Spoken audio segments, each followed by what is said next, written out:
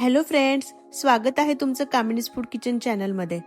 आज आपण हरभऱ्याची डाळ आणि पालकाची भाजी बनवणार आहोत, जी चवीला खूप छान लागते। चला तर मग आता सुरुवात करूया।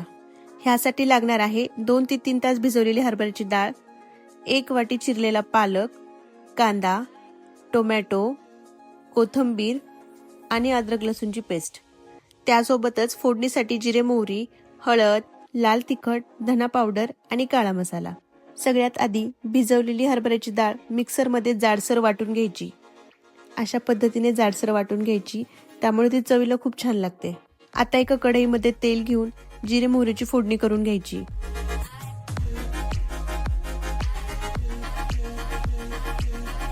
जिरे मोहरी फुलून आले की ह्यात आलं लसूणची पेस्ट टाकून घ्यायची आणि बारीक गॅस करून हे तेलामध्ये परतवून घ्यायचं।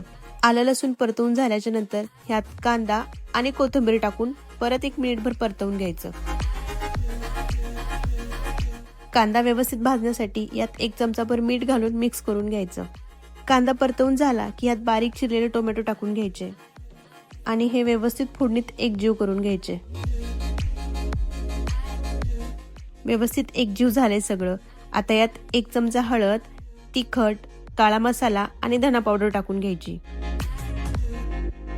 आणि बारीक गॅस करून हे सगळे सुके मसाले व्यवस्थित मिक्स करून घ्यायचे। हे सगळं एकजीव झाल्यावर त्यात बारीक चिरलेला पालक टाकून घ्यायचा आणि 1 ते 2 मिनिटं परतवून घ्यायचं। आपल्याला पालक जास्त नाही शिजवायचा। वाटलेली डाळ ऍड करून घेऊया आता। सोबतच भरपूर अशी कोथिंबीर टाकायची आणि एकजीव करून घ्यायचं। जाडसर वाटलेल्या डाळीमुळे ह्या भाजीची चव काही वेगळीच लागते। चवीप्रमाणे मीठ टाकून घ्यायचं। तयार आहे आपली डाळ पालकची भाजी। सर्विंग बाउल मध्ये काढून कोथिंबीरीने गार्निश करून घेऊया।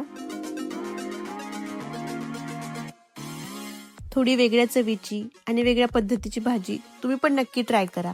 माझी रेसिपी आवडली असेल तर लाईक करा आणि चॅनलला सबस्क्राईब।